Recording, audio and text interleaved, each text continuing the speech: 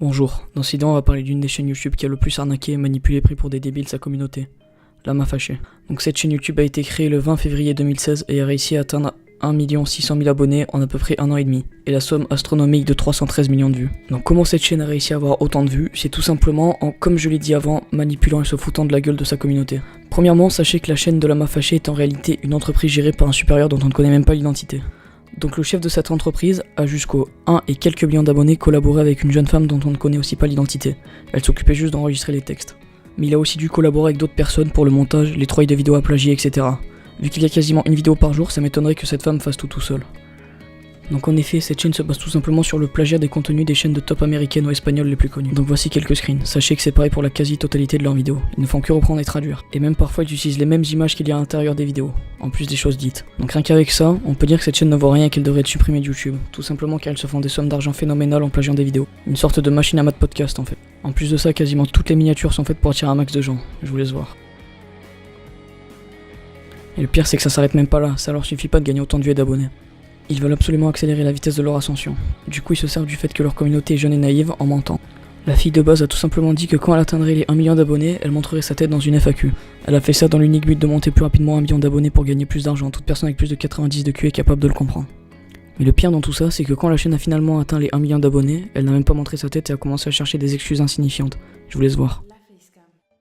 Alors pourquoi je n'ai toujours pas fait de facecam alors que vous êtes maintenant plus d'1 million d'abonnés? En fait, tout s'est bien passé pour moi jusqu'à ce que j'atteigne les 900 000 abonnés. Et là, d'un coup, pendant le mois de mars, je vais commencer à me prendre une vague de haine.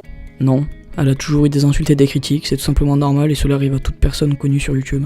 Mais une vague de haine incroyable sur les réseaux sociaux et surtout sur Twitter.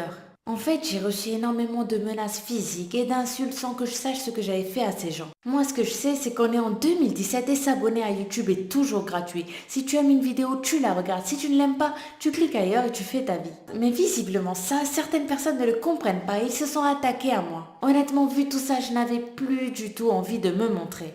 Elle dit qu'elle ne veut pas montrer sa tête à cause des haineux, mais est-ce qu'elle pense 2 secondes à tous les pigeons qui l'adorent et la complimentent tous les jours? Je me suis dit que si toute cette haine gratuite, je la reçois alors que les gens ne savent même pas qui je suis, alors qu'est-ce que ça va être quand ils auront un nom et un visage à qui s'attaquer? Elle n'a jamais dit qu'elle donnerait son nom et son prénom, juste son visage.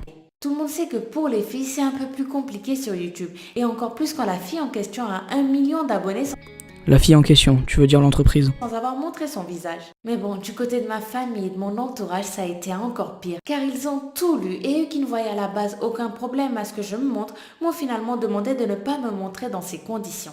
D'ailleurs, j'ai fini par désactiver mon Twitter, mais ça n'empêche que je continue toujours à recevoir des menaces physiques par mail ou sur YouTube. Donc vu la situation, j'ai décidé de ne pas me montrer tant que tout ça ne se sera pas arrêté. Et je sais que maintenant que vous connaissez toute l'histoire, vous allez me comprendre. Qu'as-tu à dire pour les 1 million d'abonnés? Un grand merci à vous tous. Merci de vivre avec moi. Donc voilà, une fois son discours infructueux terminé, elle décide d'essayer d'avoir sa communauté avec les émotions, la pitié, et le pire c'est que ça a marché. Donc elle dit que maintenant que nous sommes au courant de sa terrible histoire, on ne peut plus rien dire. Donc encore une fois, sa communauté naïve se laisse avoir. Et elle passe directement à une autre question de sa FAQ, et comme par hasard, une qui lui demande ce qu'elle a à dire pour les 1 million d'abonnés.